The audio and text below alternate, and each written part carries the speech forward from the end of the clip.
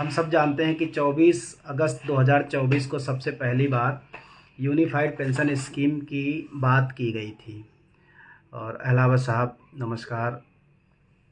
और उसके बाद 24 अगस्त 2024 के बाद सबसे पहले जनवरी 2025 में यूपीएस को लेकर के 4-5 पेज का एक नोटिफिकेशन टाइप से आया था। और उसके बाद अगर आपको याद हो तो वो 4-5 पेज का महज नोटिफिकेशन था फाइनेंस मिनिस्ट्री का। जनवरी में आने के बाद पहली बार भारत सरकार ने जो हमारा पीएफआरडीए है, pension fund regulatory and development authority act है, उसके माध्यम से यूपीएस का पूरा गजट, डिटेल्ड गजट जिसको हम कहेंगे, वो 27-28 पेज का था। वो डिटेल्ड गजट निकाला उन्होंने 19 मार्च 2025 को, और 1 अप्रैल 2025 से सेंट्रल गवर्नमेंट के लिए एनपीएस से यूपीएस में जाने का विकल्प ओपन किया। विश्वविजय विद्रोही जी नमस्कार, आप सभी को नमस्कार। एक बार शेयर कर देंगे तो ज़्यादा लोगों तक पहुंच जाऊंगा मैं। शेयर करने से आसान हो जाता है, लोगों को मेरा नया नंबर भी पता चल जाएगा। साथ ही बीच में मेरा नया नंबर लिखते रहेंगे तो और अच्छा लगेगा। तो 19 मार्च 2025 को जो डिटेल्ड गजट आया था, उसकी खामियों को लेकर के, उसमें जो खामियां थी उसको लेकर के हम लोग कार्मिक मंत्रालय यानी कि पेंशन मंत्रालय, उनके मंत्री जी के साथ और पूरे डेलीगेशन के साथ हम लोग बैठे थे और कुछ कमियां हम लोगों ने सरकार को सुझाई थी। जैसे डेथ एंड डिसेबिलिटी के केस में ओल्ड पेंशन स्कीम का विकल्प इसमें नहीं था, जिसको सरकार ने 18 जून 2025 को अमेंड कर दिया था। तो 18 जून 2025 को सरकार ने एक बदलाव कर दिया, तो डेथ एंड डिसेबिलिटी के केस में पुरानी पेंशन का विकल्प लागू कर दिया। उसके बाद परसों 2 तारीख को, 2 सितंबर को, यूनिफाइड पेंशन स्कीम का एक नया गजट फिर से आ गया है और वो आज ये गजट पब्लिश हो गया है, ये भारत सरकार का। मैंने इसको सुबह तकरीबन 11 बजे शेयर किया था लोगों से। एक नया गजट आ गया है फिर से जी, विज्ञापन पुरानी। अविनेश टंडन जी, मैं आपसे बात कर लूँगा। आपका सवाल है कि जिनका विज्ञापन पुरानी पेंशन लागू होने से पहले जारी हो चुका था, पुरानी पेंशन लागू होने से पहले, एनपीएस लागू होने से पहले, उनके पैसे क्यों नहीं वापस किए जा रहे? अच्छा, स्टेट गवर्नमेंट के, देखिए स्टेट गवर्नमेंट का, जिन स्टेट्स ने ओपीएस में जाने का फैसला किया है, अब चूँकि पीएफआरडीए में ऐसा कोई प्रावधान नहीं था कि अचानक से कोई स्टेट गवर्नमेंट अगर एनपीएस में से क्विट कर देता है, एग्जिट मार देता है, तो उस केस में उसका पैसा कैसे वापस निकलेगा। तो पैसा चूंकि एलआईसी, यूटीआई, एसबीआई या बाकी कंपनियों के पास चला गया और वो मार्केट में निवेश हो गया। ये एक बहुत बड़ी समस्या है। हालांकि ज़्यादातर स्टेट्स की रकम वो बहुत बड़ी नहीं है, सेंट्रल गवर्नमेंट चाहे तो इसका समाधान निकाल सकती है, बहुत बड़ा काम नहीं है, लेकिन सेंट्रल गवर्नमेंट खुद ही नहीं चाहती। दूसरी बात ये कि बहुत सारे स्टेट्स ये चिल्ला तो रहे हैं पुरानी पेंशन देने के लिए, कह रहे हैं हम देंगे देंगे, लेकिन देना नहीं चाह रहे, वो इस पटरी पे आना नहीं चाह रहे। तो ये भी एक बात है कि सेंट्रल गवर्नमेंट को अगर वो लोग पत्र लिखे कि भाई हमारे पैसे को लेकर के अगर वो सवाल उठाएं सदन में इस चीज़ को लेकर के सवाल उठाए ही नहीं जा रहे कि जिनका पैसा फंसा हुआ है उनका पैसा कब देगी सरकार, क्यों नहीं दे रही है। सरकार को पॉलिसी बनाने का है पावर, तो सेंट्रल गवर्नमेंट को अमेंडमेंट करने का पावर है, तो सरकार को करना चाहिए अमेंडमेंट। खैर वो हमारा आज मुद्दा नहीं है, तो उस पर हम किसी और दिन बात कर लेंगे। आज है हमारा यूनिफाइड पेंशन स्कीम का नया गजट जो आज आया है। अभी थोड़ी देर में आप लोगों को शायद स्टेटमेंट भी मेरे देखने को मिल जाएंगे। और अभी मैं देख रहा था टाइम्स ऑफ इंडिया ने, इकोनॉमिक टाइम्स ने मेरे स्टेटमेंट को तवज्जो दी है। तो अभी न्यूज़ आई है थोड़ी देर पहले, आधे 1 घंटे पहले। तो आज जो गजट नया आया है, इसमें कई सारी चीज़ें एकदम नई हैं जो 19 मार्च के गजट में नहीं थी। अभी तक मैं बमुश्किल 13-14 पेज पढ़ पाया हूँ, चूँकि गजट बहुत बड़ा है। ये तकरीबन 24 पेज इसके हिंदी में हैं और लगभग इतने ही पेज मतलब इंग्लिश में भी हैं। तो इंग्लिश के भी लगभग 22-24 पेज हैं। 22-24 पेज के गजट को पढ़ना अपने आप में ही बड़ा चैलेंजिंग होता है, और फिर इतनी टेक्निकल लैंग्वेज होती है कि कई बार जो हम समझते हैं वो नहीं होता है, उसको बार बार पढ़ने की ज़रूरत पड़ती है, बार बार समझने की ज़रूरत पड़ती है। तो आज जो मेन चीज़ें हैं वो बताने की ज़रूरत है। पहली बात तो ये आप समझ लीजिए कि अभी फ़िलहाल ये जो गजट है वो पूरी तरीके से सेंट्रल गवर्नमेंट एम्प्लॉइज़ के लिए है। कुछ बहुत महत्वपूर्ण बदलाव हैं, जैसा कि हमने पिछली बार की मीटिंग में कार्मिक मंत्रालय को ये समझाया था, जिसके बिहाफ पर 18 जून को मेरे बर्थडे के दिन यूपीएस में डेथ एंड डिसेबिलिटी के केस में ओपीएस का विकल्प लागू किया गया। ग्रेच्युटी का भुगतान का आदेश भी 18 जून को किया गया। अब इसके बाद जो बदलाव हुए हैं वो इम्पोर्टेंट है, बाकी चीज़ें सारी सेम हैं लगभग, क्योंकि ये बहुत डिटेल्ड गज़ट है। इतना डिटेल्ड गज़ट 19 मार्च का भी नहीं था। ये जो गज़ट है, अगर मैं इंग्लिश गज़ट की बात करूं, इंग्लिश वाले हिस्से की बात करूं, तो इसका पेज नंबर 33 पेज नंबर से इम्पोर्टेंट चीज़ें शुरू हो जाती हैं। रामानुज जी नमस्कार, जय सरदार। और 33, 34, 35 और 36 ये 4 पेज बहुत इम्पोर्टेंट हैं। शुरू होता है इसका अध्याय 3 से। तो इसका जो चूँकि गज़ट बहुत बड़ा है, पूरे गज़ट को एक्सप्लेन कर पाना एक दिन में 4-6 घंटे की स्टडी से ये बहुत मुश्किल काम है। हो सकता है कुछ हमसे भी गलती हो सकती है, तो उसको मैं मान के चलता हूँ कि उसके लिए आप भी मुझे माफ़ करेंगे। जितना अभी समझ पाया हूँ उतना, क्योंकि मेरे पास तमाम फ़ोन आ गए जैसे ये मैंने डाला सोशल मीडिया पर, उसके बाद बहुत सारे फ़ोन आ गए, ख़ास करके पैरा मिलिट्री फोर्सेस से। कम से कम 10-12 फ़ोन मेरे पास आज आए पैरा मिलिट्रीज़ के, कि उनके लिए क्या चेंजेस हैं। तो मैं ये मानता हूँ कि आज जो सबसे बड़ा चेंज है फ़िलहाल अभी तक, हालांकि हमने ये बात रखी थी कि कर्मचारी, हमें चाहे एनपीएस हो, चाहे यूपीएस हो, चाहे कोई और स्कीम हो, कर्मचारी को लमसम अमाउंट नहीं चाहिए, बल्कि कर्मचारी का जो अंशदान है ब्याज सहित वो उसको वापस कर दिया जाए। वो चाहे रिटायरमेंट कैसे भी हो, चाहे वॉलंटरी रिटायरमेंट हो, चाहे कंपलसरी रिटायरमेंट हो, चाहे सुपर एन्युएशन हो, और चाहे वो स्पेशल वॉलंटरी हो या एब्जॉर्प्शन का कोई भी केस हो, कर्मचारी का अंशदान उसको वापस किया जाना चाहिए। और जो 25 साल पे 50% की जो कैलकुलेशन है, सरकार को उसे घटा करके 20 साल पे 50% पेंशन की कैलकुलेशन करनी चाहिए। ये 2 मुख्य हमारी डिमांड थी। तो 19 मार्च के गजट में इस बात की व्यवस्था की गई थी कि अगर आप यूपीएस में स्विच करते हो, तो यूपीएस में स्विच करने के बाद अगर आपको वॉलंटरी रिटायरमेंट लेना है तो आप 25 साल की नौकरी से पहले वॉलंटरी रिटायरमेंट नहीं ले सकते हैं। इस वाले गजट में एक बड़ा बदलाव है। वॉलंटरी रिटायरमेंट की उन्होंने जो मैच्योर अवधि रखी है वो 25 साल ही रखी है, लेकिन इस गजट में इस बात की व्यवस्था की गई है कि अगर कोई 20 साल के बाद रिटायरमेंट लेना चाहता है, अगर उसकी नौकरी 20 साल की रेगुलर हो चुकी है, तो वो रिटायरमेंट लेके जा सकता है। ऐसे केस में जिसकी 20 साल की नौकरी हो गई या 21 की हो गई, 22 की हो गई, अगर वो रिटायरमेंट लेके घर जाएगा तो उसे प्रो रेटा बेस पर पेंशन दी जाएगी।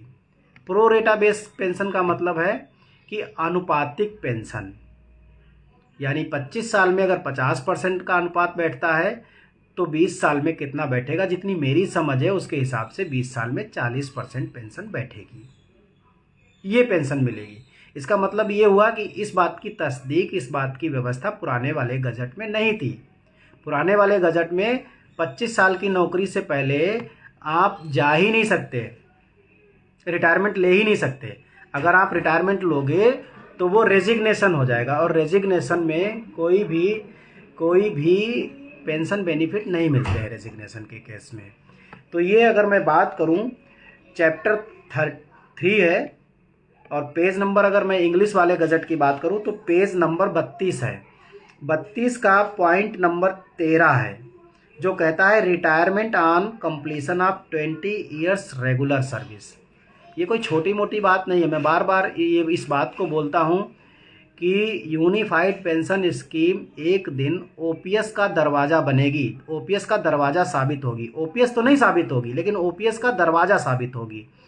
और लगातार यूपीएस में जिस तरह के बदलाव हो रहे हैं वो ओपीएस की तरफ इसको ले जा रहे हैं। अब आप 20 साल की नौकरी के बाद वॉलंटरी रिटायरमेंट ले सकते हैं, लेकिन आप पेंशन के हकदार 50% के नहीं बल्कि 40% प्रो रेटा बेसिस पर। तो उसका मतलब तो यही हुआ कि आनुपातिक जो पेंशन बनी वो 20 साल में 40% पेंशन बनी। तो ये एक बड़ा बदलाव है। आज अगर सरकार 20 साल में आपको रिटायरमेंट देने के लिए तैयार हो गई है आपकी इच्छा पर, तो कल उसको 20 साल में 40 की बजाय 50% पेंशन देनी ही देनी पड़ेगी। ये मैं बार बार इस चीज़ को बोलता हूँ कि हम लड़ाई को तकनीकी तरह से लड़ रहे हैं। देखिए आज 22 साल से ज़्यादा हो गया। 1 जनवरी 2004 से एनपीएस इम्प्लीमेंट हुई थी और 1 जनवरी 2026 आने वाला है। 22 साल पूरे पूरे होने वाले हैं। 22 और 4 26 मतलब 23 साल पूरे हो जाएंगे। अगर देखा जाए 22 साल तो पूरे कंप्लीट हो रहे हैं। तो 22 साल की पीछे की अगर 15-17 साल का अगर इतिहास देखा जाए, उस दरमियान कोई लड़ाई ही नहीं हुई। फिर बहुत सारी रैलियां हुई, बहुत बड़ी बड़ी भी रैलियां हुई, लेकिन उससे कुछ हासिल नहीं हुआ। लेकिन जब हम लोग टेक्निकल टेबल टॉक करने के लिए बैठे तो हमारा पूरा फोकस ये था कि कैसे एनपीएस में वो अमेंडमेंट किए जाए कि एनपीएस ही ओल्ड पेंशन स्कीम बन जाए। फिर सरकार का जो मन करे वो नाम रख ले, जिसको जो जैसा अच्छा लगे उसको, उसकी जिम्मेदारी है। तो हम उस टेक्नोलॉजी पे, उस तकनीक पे और उस रणनीति पे काम कर रहे हैं। और इसके लिए हमने आगामी 9 नवंबर को दिल्ली में एक विशाल रैली का भी आयोजन कर रखा है। उसकी प्लानिंग चल रही है। मैं पूरे देश में जा रहा हूँ। अभी अगला राउंड मेरा पूर्वोत्तर भारत में रहेगा। और चूँकि त्रिपुरा में अभी नए नए मतलब जो है एनपीएस शुरू हुआ है, 2018 से त्रिपुरा में शुरू हुआ है, 18-19 से कम समय हुआ है। अगला मेरा विजिट त्रिपुरा रहेगा और उसके बाद त्रिपुरा है, अरुणाचल है और मिज़ोरम मेरी विजिट प्लानिंग में है कि इन राज्यों में भी हम जाएंगे और वहाँ की सरकारों से बात करेंगे, मुख्यमंत्रियों से मिलने की कोशिश करेंगे। और उन जिन स्टेट्स में अभी एनपीएस के खिलाफ कमेटी नहीं बनी है वहाँ भी कमेटी बनवाएंगे ताकि सेंट्रल गवर्नमेंट पर प्रेशर पड़े इस चीज़ का। तो ये एक बहुत बड़ी, मैं कहूँगा कि देखिए हमें ओपीएस तो अभी नहीं मिली है, लेकिन आज अगर 20 साल में आपको जाने के लिए सरकार फ्री कर रही है और प्रो रेटा बेस पर पेंशन देने की शुरुआत कर रही है, तो इसका मतलब ये है कि हमारा ट्रैक ठीक है। आज 20 साल में 40% कह रही है, तो कल 20 साल में उसको 50% पेंशन देनी पड़ेगी। ये है पहली बात। दूसरी बात है कि ये जो केस है वो साइंटिस्ट पर लागू नहीं होगा। अगर आप साइंटिस्ट हैं या टेक्निकल एक्सपर्ट हैं तो आपके मामले में 20 साल में आप नहीं जा सकते, क्योंकि सरकार कभी भी जो इस तरह के एक्सपर्ट होते हैं उनको अपनी नौकरी से जल्दी बाहर जाने देना नहीं चाहती। या उन लोगों पर लागू नहीं होगा जो स्पेसिफिक कॉन्ट्रैक्ट असाइनमेंट पर नौकरी कर रहे हैं या कहीं एब्रॉड में, कहीं विदेश वगैरह में गए हुए हैं फॉरेन मिनिस्ट्री के तहत या किसी और प्रोग्राम में, या फिर आईटीईसी जो Indian technical and economic cooperation program है भारत सरकार का, ministry of communication, ministry of external affairs का, उसमें अगर आप नौकरी कर रहे हैं, उसमें अगर आप एम्प्लॉय हैं और असाइनमेंट पे हैं, किसी स्पेशल असाइनमेंट पे, तो उनको 20 साल में सरकार जाने नहीं देगी। ये जो सबसे बड़ा पॉइंट है जिसको मैंने सबसे पहले शेयर किया। 20 साल सेवा हो गई है और कोर्ट टेट करने को बोले। टेट का मसला सागर जी मैंने समझा। देखिए अभी सुप्रीम कोर्ट ने एक जनरल आदेश निकाला है। मैं फिर कह रहा हूँ इस बात को कि एक तो मुझे अभी भी विश्वास नहीं है कि इसकी व्याख्या सही हो जी। एक तो मुझे ये अभी विश्वास नहीं हो पा रहा है कि जो सुप्रीम कोर्ट ने जो डिसीजन दिया है उसकी व्याख्या आम जनमानस में सही तरीके से हो रही है या नहीं हो रही है। दूसरी बात, एनपीएस और ओपीएस के मसले में भी 22 दिसंबर 2003 से जिनका पहले का नोटिफिकेशन था उनको ओपीएस में सरकार को शामिल करना ही पड़ा। कोर्ट केसेज हुए। ऐसे ही केस में चाहे वो स्टेट का टेट हो और चाहे वो सेंट्रल टेट हो, सीटीईटी हो, तो जो टीचर्स उस दरमियान लगे हैं, जो 2017 का, जिसको 2011 के बाद शायद कहा गया है, मैंने अभी उस आदेश को पढ़ा नहीं है कि सुप्रीम कोर्ट ने क्या कहा है, लेकिन मुझे भरोसा है कि सुप्रीम कोर्ट मतलब जो है, ऐसा नहीं हो सकता कि कोई बिल्कुल ऐसा कोई आदेश जारी कर दे, जनरल सर्कुलर निकाल दे कि सभी को अब टेट देना पड़ेगा, भले ही वो 2007 से 5 से नौकरी कर रहे थे। भाई जब टेट आया ही 2011 के बाद है तो, और पात्रता परीक्षा तो जब विज्ञापन निकलता है उसी में दिया रहता है, पात्रता परीक्षा बाद में थोड़ी बनाई जा सकती है। लेकिन अगर सुप्रीम कोर्ट ने ऐसा कोई आदेश दिया है जो अतार्किक है, कुतार्किक है, गैर रिलीवेंट है, तो हम उसके खिलाफ सरकार को मजबूर करेंगे अपने प्रदर्शन से, अपने दबाव से, कि सरकार एक और गजट निकाले और वो जो 2017 का जो गजट है तो उसको बदल दे, ख़त्म बात। सुप्रीम कोर्ट में ज़रूरत पड़ी तो, अब डबल बेंच का चूंकि डिसीजन है मैंने सुना है, तो सुप्रीम कोर्ट तो सबसे बड़ा जस्टिस का दरवाज़ा वही है, उसके अलावा तो कुछ भारत में है नहीं उससे बड़ा। तो उसके बाद केवल एक ही चीज़ बचती है और वो है सरकार पर दबाव बनाना और ऐसे गजट में बदलाव करना जिसके आधार पर कोर्ट ने इस तरह का अनैतिक जो डिसीजन दे दिया। तो उस पर हम सागर जी बात फिर कभी और कर लेंगे। अभी मैं बात करता हूँ यूपीएस पर। एक बार मैं फिर आप सभी लोगों से गुजारिश करूँगा कि एक बार शेयर कर दीजिए ताकि ज़्यादा से ज़्यादा लोगों तक ये वीडियो पहुँच जाए। तो एक तो बात ये हो गई कि 20 साल की नौकरी के बाद जो लोग जाना चाहते हैं, ख़ास करके मेरे पैरा जो मिलिट्री के जो साथी हैं, जो बीएसएफ के जवान हैं, आईटीबीपी के हैं या सीआईएसएफ के हैं, तो इस तरह के जितने भी साथी अगर इस वीडियो को सुन रहे हो तो वो ये समझ लें कि कम से कम हम एक कदम और आगे बढ़ गए हैं। वो कदम ये है कि फ़िलहाल आप 20 साल की नौकरी के बाद रिटायरमेंट ले सकते हैं। भले ही 50% की जगह भी 40% पेंशन की बात कर रही है प्रो रेटा बेसिस पर। हम सरकार पर इतना दबाव बना लेंगे, बशर्ते आपका साथ चाहिए। 9 नवंबर को आपका पूरा साथ चाहिए दिल्ली घेरने के लिए, और हम आपको इस बात का विश्वास दिलाते हैं 9 नवंबर की रैली के बाद 20 साल की नौकरी के बाद ही 50% पेंशन का प्रावधान लेकर के आएंगे, ये हम वादा कर रहे हैं। और उसके लिए जनवरी 2026 तक हमें जाना नहीं पड़ेगा। एक तो बात ये हो गई। दूसरा जो सबसे इसमें जो और ख़ास बात है, इसमें कुछ मुद्दे और भी बहुत इम्पॉर्टेंट हैं इसके अलावा भी, और वो बड़े अजीबोगरीब हैं, क्योंकि ये मैं जो बात कहने जा रहा हूँ वो पब्लिक सेक्टर अंडरटेकिंग यानी पीएसयूज़ और ऑटोनोमस बॉडीज़ यानी सेंट्रल ऑटोनोमस बॉडीज़ या फिर स्टेट ऑटोनोमस बॉडीज़ के लिए है। कृष्णपाल वर्मा जी बहुत बहुत धन्यवाद, कह रहे हैं हरदोई आपके साथ है। नहीं, अनिल कुमार सिंह जी का सवाल है कि क्या 20 साल की सेवा के बाद 60 वर्ष उम्र पूरा होने की बाध्यता खत्म हो गई है? ऐसा अभी नहीं लिखा है, इस मामले में अभी क्लैरिटी नहीं हो पाई है।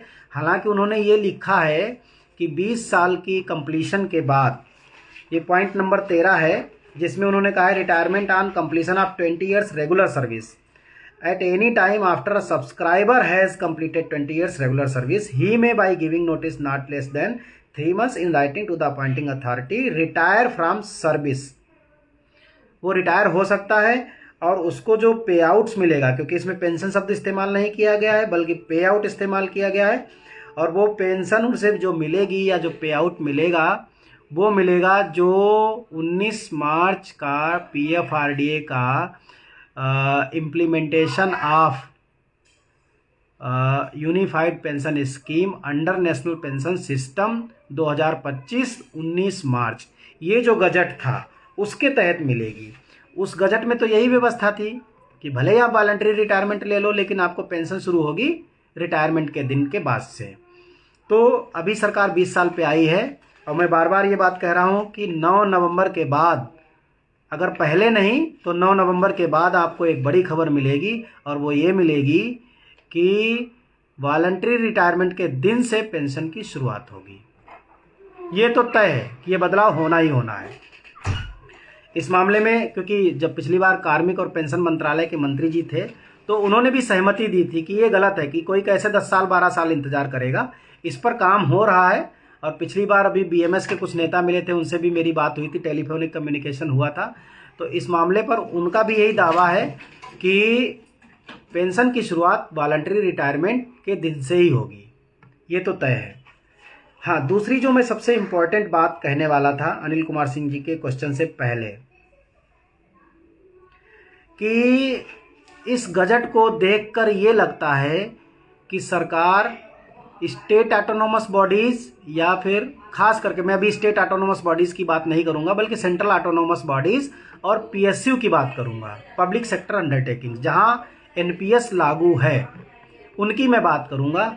सरकार ने इसमें जो 2-3 व्यवस्थाएं दी हैं वो ये कि जैसे मान लीजिए कि कोई आदमी नौकरी कर रहा है और उसने यूपीएस ले लिया है, वो उस यूपीएस को उसने ऑप्ट कर लिया है, और विद इन 10 ईयर्स सर्विस, मान लीजिए उसकी 10 साल की नौकरी नहीं हुई, और उस 10 साल की नौकरी के पहले उसने किसी स्टेट गवर्नमेंट में अप्लाई किया था, वहाँ सिलेक्शन हो गया थ्रू प्रॉपर चैनल, या वो सेंट्रल ऑटोनोमस बॉडी में थ्रू प्रॉपर चैनल चला गया, या फिर स्टेट ऑटोनोमस बॉडी में थ्रू प्रॉपर चला गया, लेकिन उसकी नौकरी को 10 साल नहीं हुए थे, यानी कि 10 साल क्वालिफाइंग सर्विस होती है, और ये 10 साल क्वालिफाइंग सर्विस ओपीएस में भी होती है, सेम टू सेम।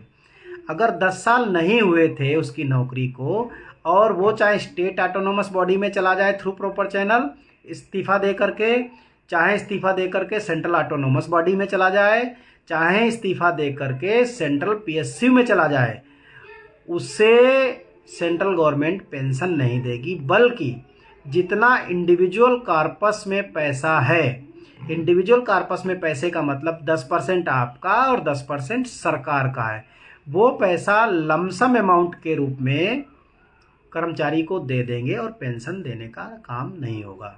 हालांकि ये तो एनपीएस में क्या था, एनपीएस में अगर 5 लाख से ज़्यादा है तो आपका 20% दे देते थे और 80% पे पेंशन देते थे, तो ये तरीका था प्रीमेच्योर एग्जिट में।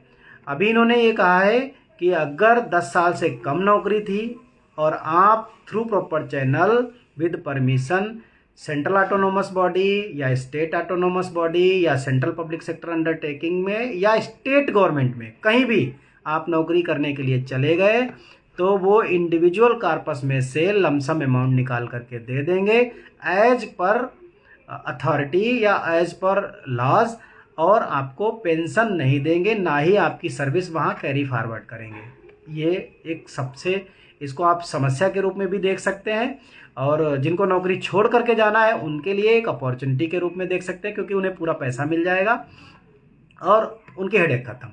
तो ये एक केस है। अगर 10 साल से कम नौकरी है और central government to central government जा रहे हैं, तो UPS same to same transfer हो जाएगा, वहाँ कोई दिक्कत नहीं होगी।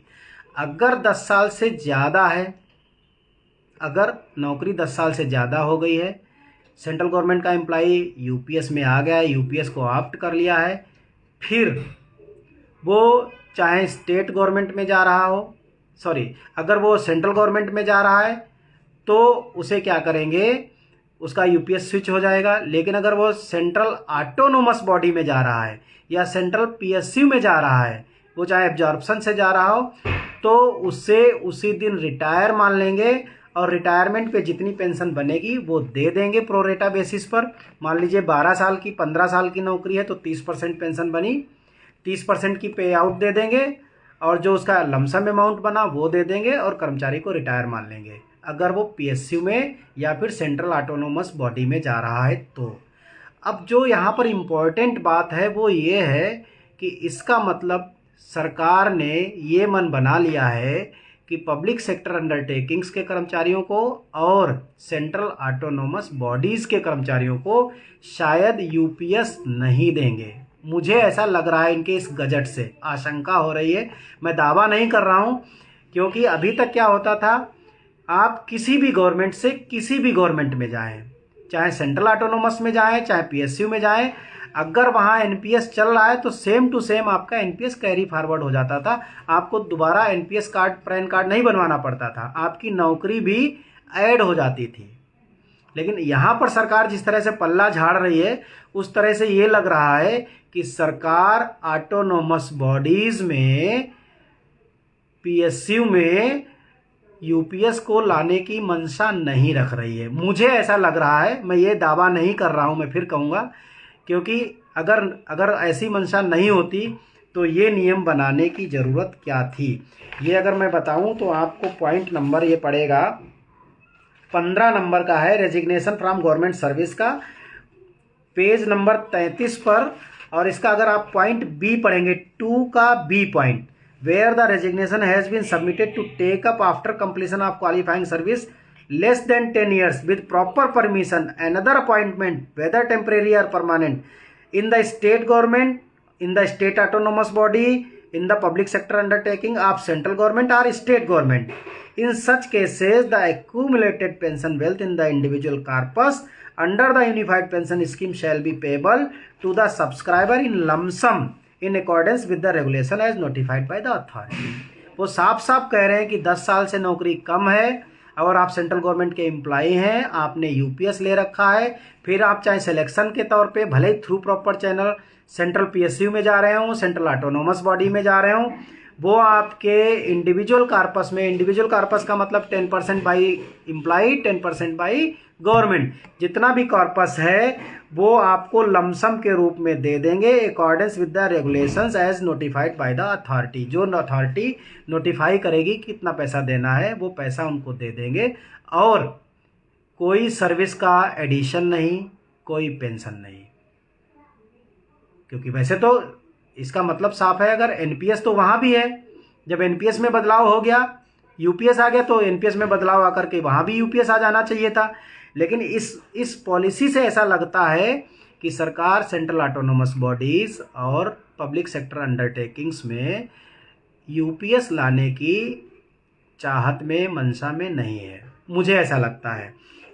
सी पॉइंट इसका जो है, where the resignation has been submitted to take up on और after completion of 10 years of qualifying service with proper permission another appointment whether temporary or permanent in the state government or any autonomous body or public sector undertaking of the central government या state government, the subscriber shall be entitled to assured payout admissible under the PFRDA operationalization of unified pension scheme or NPS regulation 2025 as in case of superannuation। तो वो ये कह रहे हैं कि अगर नौकरी 10 साल से ज़्यादा है, यानी क्वालिफाइंग नौकरी आप पूरी कर चुके हैं और उसके बाद आप थ्रू प्रॉपर चैनल किसी दूसरे अपॉइंटमेंट के तहत, चाहे टेम्परेरी चाहे परमानेंट, चाहे आप स्टेट गवर्नमेंट में जा रहे हो, चाहे आप ऑटोनोमस बॉडी वो चाहे स्टेट की हो चाहे सेंट्रल की हो, चाहे पीएसयू वो चाहे स्टेट का हो चाहे सेंट्रल का हो, सरकार आपको उस दिन रिटायर मान लेगी और उसके हिसाब से आपको एश्योर्ड पेमेंट देना शुरू कर देगी, जैसा कि सुपर एनुएशन पे करती है। यानी कि अगर 15 साल की नौकरी हुई तो आपको 30% पेंशन देना शुरू कर देगी उसी दिन से। ये है तरीका क्वालिफाइंग सर्विस के बाद। तो ये जो 3 बड़े बदलाव हैं, एक इसी का पैरा 4 है, request for withdrawal of resignation shall not be accepted by the appointing authority where a government servant resigns from the service और post with the taking up an appointment under. अगर प्राइवेट सेक्टर में आप जा रहे हो, corporate sector में जा रहे हो और आपने रेजिग्नेशन का दे रखा है 3 महीने पहले, रेजिग्नेशन जो इंटीमेशन दिया जाता है वो आपने दे दिया, तो आप उसको विड्रा नहीं कर पाएंगे। सपोज दैट आप एक गवर्नमेंट एम्प्लॉई हैं और आपको प्राइवेट कंपनी में कोई अच्छी अपॉर्चुनिटी मिल गई, आपको लगा अच्छी अपॉर्चुनिटी है और आपकी नौकरी कितने साल की हो, अगर आपने इस तथ्य को लिख करके कि मैं किसी प्राइवेट कंपनी में या कारपोरेशन में जा रहा हूं, भले ही वो मिनिस्ट्री ऑफ फाइनेंस के अंडर में हो, और आपने अगर इस्तीफ़ा दे दिया कि 3 महीने बाद मैं इस्तीफ़ा मेरा मंजूर कर लिया जाए, मान लिया जाए, तो उस एप्लीकेशन को आप दोबारा विड्रा नहीं कर पाएंगे। ये भी इन्होंने पैरा 4 में एक रूल बना दिया है। तो ये जो अभी तक की जो मेन बदलाव थे ये आज डिस्कस करने थे। इसके बाद फिर हम इस पूरे गजट को, चूँकि 22-24 पेज का ये पूरा गजट है, इसको एक आध बार और पढ़ेंगे। आज की जानकारी ये ज़रूरी थी क्योंकि कर्मचारी बार बार फ़ोन कर रहे थे साथी कि, और ख़ास करके पैरा जो मिलिट्री वाले हैं, आर्म फोर्सेस वाले हैं, कि वो ये जानना चाह रहे थे, sir I don't want to join UPS pension. हाँ देखो, मैं ये नहीं कह रहा हूँ कि आपको ज्वाइन करना है, ये तो हम किसी से नहीं कह रहे हैं। अगर ज्वाइन करना होता तो दिल्ली गवर्नमेंट में हम लोग लाखों लोगों को ज्वाइन करा चुके होते हैं। यूपीएस को कोई तब तक ज्वाइन नहीं करेगा जब तक कि वॉलंटरी रिटायरमेंट के दिन से पेंशन ना देना शुरू कर दें, और दूसरी बात, कर्मचारी का अंशदान वापस करने की घोषणा ना कर दे। तब तक यूपीएस में हम क्यों जाएंगे? कोई नहीं जाएगा यूपीएस में। हाँ, एक कदम सरकार जो पिछली अभी थोड़े दिन पहले अगस्त में 19 अगस्त को मेरे ख्याल से सरकार ने एक कदम आगे बढ़ाया कि ये कहा कि यूपीएस से भी एक बार आप चाहें तो फिर से एनपीएस में वापस आ सकते हैं। ये एक अच्छा स्टेप मानूंगा मैं।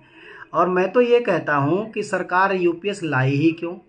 सरकार को यूपीएस लाना ही नहीं चाहिए था। सरकार को सीधे सीधे एनपीएस में ही अगर वो 18.5% अपना बढ़ा देती सीधे सीधे, और सरकार ये कह देती कि आप चाहो तो रिटायरमेंट पे 10+14 के हिसाब से यानी एनपीएस के हिसाब से पेंशन ले लो, और आप चाहो तो सरकार का पूरा कंट्रीब्यूशन वापस कर दो और ओपीएस ले लो, खत्म हो जाती बात,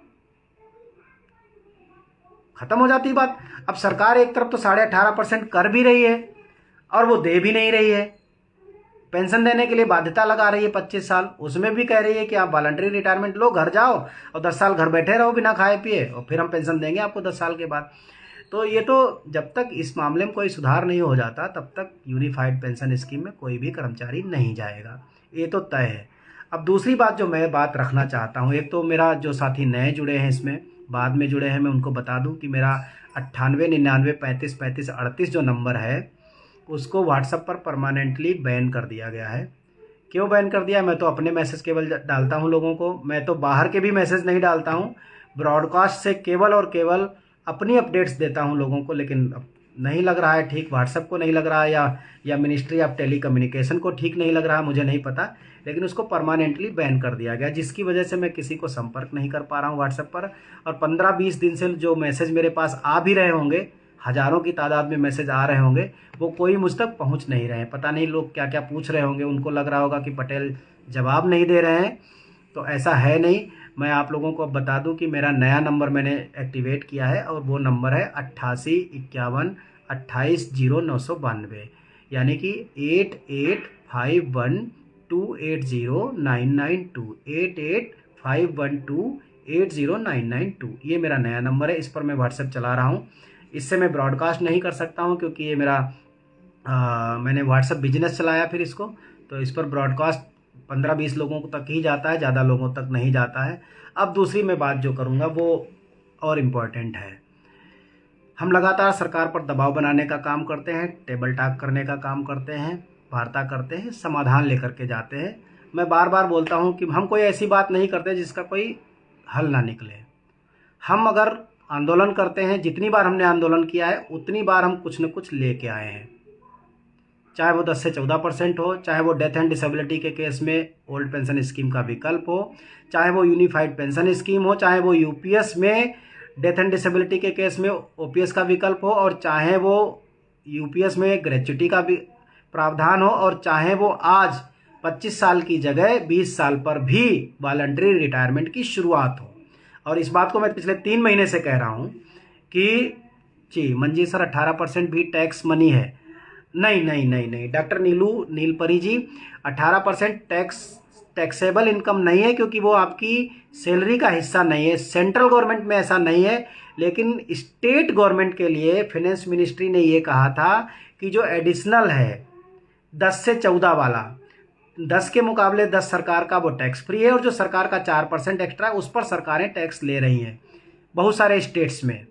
तो ये भी एक बड़ी अजीबोगरीब एनोमली है। पता नहीं ब्यूरोक्रेट्स क्या करना चाहते हैं, सबको बांट देना चाहते हैं कि भाई जब वो सैलरी का हिस्सा नहीं है तो आप उस पर इनकम टैक्स कैसे ले सकते हो। तो वो जो बात रही 18% या 18.5%, उस पर भी टैक्स नहीं लगा सकती सेंट्रल गवर्नमेंट। लेकिन भरोसा कुछ नहीं, जब ऐसे ऐसे नियम कायदे कानून आते हैं कि आप वॉलंटरी रिटायरमेंट ले लो लेकिन पेंशन 10 साल बाद शुरू होगी, तो इनका भरोसा कुछ नहीं कि कल को कौन सा प्रावधान ये बना करके भेज दे हमारे पास। लेकिन फिलहाल आज की डेट में वो 18 या 18.5% अभी टैक्सेबल इनकम का हिस्सा नहीं है। नहीं सर, वो गवर्नमेंट का मनी नहीं है, पब्लिक। अच्छा जी जी, देखिए पब्लिक का तो सहारा ही है, गवर्नमेंट का तो क्या ही है। मैं कहूँ कि government is the part of public, तो मैं इस बात को मैं क्या ही कहूँ। देखिए वो सारा, हम सब कुछ, सारा चीज़ें पब्लिक की ही है, ये तो खैर इस बात से तो मैं इत्तेफाक रखता ही हूँ। तो अभी हम 9 नवंबर को फिर से एक बड़ी रैली करने जा रहे हैं दिल्ली के जंतर मंतर पर, और इस रैली का सिर्फ 2 टारगेट है: कर्मचारी अंशदान की वापसी ब्याज सहित, whether retirement, voluntary retirement, compulsory retirement या स्पेशल वॉलंटरी रिटायरमेंट, कुछ भी हो, कैसा भी केस हो, कर्मचारी का अंशदान वापसी ब्याज सहित। हमें सरकार का लमसम अमाउंट नहीं चाहिए, या फिर लमसम अमाउंट को 6 टाइम्स बड़ा कर दो, 6 गुना कर दो, हम लमसम अमाउंट ले लेंगे, कैलकुलेशन हमने, हाँ, जब सुपर एन्युएशन रिटायरमेंट में 25 साल में पेंशन दे सकते हैं तो वॉलंटरी रिटायरमेंट पर क्यों नहीं। दीपक भारद्वाज जी, आपका एकदम क्वेश्चन सही है। इस बात को हम कई बार उठा चुके हैं कि इसीलिए उन्होंने, अगर देखिए, अगर कोई आदमी 25 साल की नौकरी करके ही रिटायर होता है तो भी तो 25 साल ही है नौकरी। आपका एकदम क्वेश्चन जायज़ है, क्योंकि ये तो मतलब जो है कोर्ट वाले, मेरे ख्याल से दीपक भारद्वाज जी कोर्ट वाले साथी हैं। तो जो आदमी 25 साल की नौकरी करके रिटायर हो रहा है उसको आप 50% दोगे पेंशन, और जो आदमी 25 साल करके वॉलंटरी रिटायरमेंट ले रहा है उसको देने में दिक्कत है। तो बात तो एक ही हुई, नौकरी की अवधि तो दोनों केस में 25 साल है। तो इसलिए मैं कहता हूँ कि वॉलंटरी रिटायरमेंट के दिन से पेंशन की शुरुआत आपको महीने 2 महीने में ही किसी न किसी अमेंडमेंट में, किसी न किसी नोटिफिकेशन में, किसी न किसी गजट में देखने को मिल जाएगी। इस बात की तो मैं गारंटी दे रहा हूँ। और नहीं मिली तो 9 नवंबर के बाद हम हर हालत में इसको सरकार के जबड़ों से निकाल करके लाएंगे। दूसरी बात, बार बार हम कह रहे हैं कि हमें हमारा कंट्रीब्यूशन वापस चाहिए। हम नहीं वो कंट्रीब्यूट करेंगे।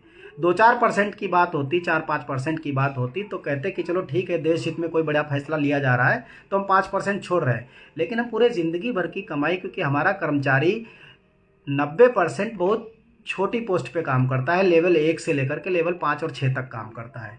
उसके पास तो कॉर्पस ही कुछ इकट्ठा नहीं होता, उसकी तो सैलरी भी मतलब जो है महंगाई भत्ते और आज की जो इंडेक्स है उसके हिसाब से बहुत कम है। तो ऐसी स्थिति में उसका पैसा छीना जाना, ये तो मतलब जो है शोषणकारी है। और सबसे बड़ा दुख तो इस बात का है कि 2-3 महीने पहले सुप्रीम कोर्ट के जस्टिस ने, जो नए जस्टिस साहब आए हैं अभी थोड़े दिन पहले, उन्होंने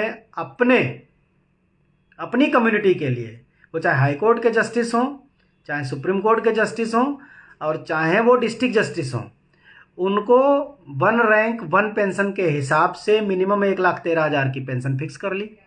उन्होंने ओपीएस का नाम भी नहीं लिया, बिना ओपीएस पर चर्चा किए उन्होंने इस आधार पर कि कोई आदमी अगर हाई कोर्ट का जज रहा है, वो चाहे एनपीएस में हो, चाहे यूपीएस में हो, चाहे किसी में हो, तो उसकी पेंशन किसी दूसरे जज से कम नहीं हो सकती।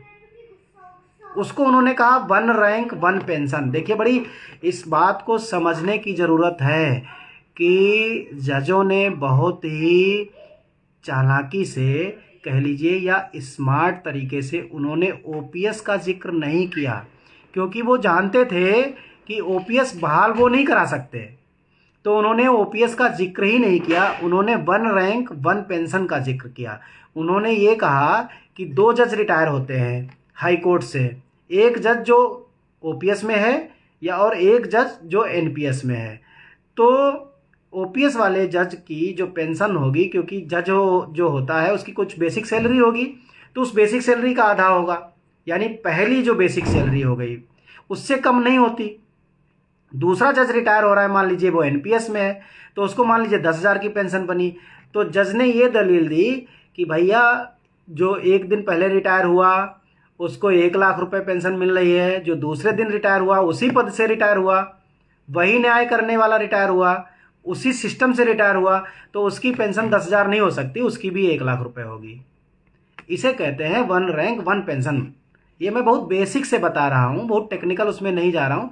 तो उन्होंने ओल्ड पेंशन स्कीम को साइड में रख करके 1 रैंक 1 पेंशन के हिसाब से, वो चाहे एनपीएस का जज हो चाहे यूपीएस का जज हो, उसकी पेंशन बराबर कर ली। तो ये उनका स्मार्ट तरीका था। हम उसी स्मार्ट तरीके की बात कर रहे हैं। हम सरकार से ये नहीं कहते कि भैया तुम पहले एनपीएस को ख़त्म करो और फिर ओल्ड पेंशन स्कीम बहाल करो, क्योंकि सरकार का भरोसा नहीं, वो उसका भरोसा नहीं कि अभी तो गजट आया है यूनिफाइड पेंशन स्कीम का, हो सकता है कल इसका नाम बदल करके ओपीएस कर दे इसी गजट का। अगर इसी गजट का उन्होंने नाम, मान लीजिए आज जो गजट आया है जिसका इन्होंने नाम रखा है कि इसका संक्षिप्त नाम रखा है राष्ट्रीय पेंशन प्रणाली के अंतर्गत एकीकृत पेंशन योजना का कार्यान्वयन नियम 2025, यानी implementation of unified pension scheme under the national pension system rules 2025, कहीं इसी का नाम बदल करके वो ओपीएस कर देते तो क्या ये ओपीएस बन जाता?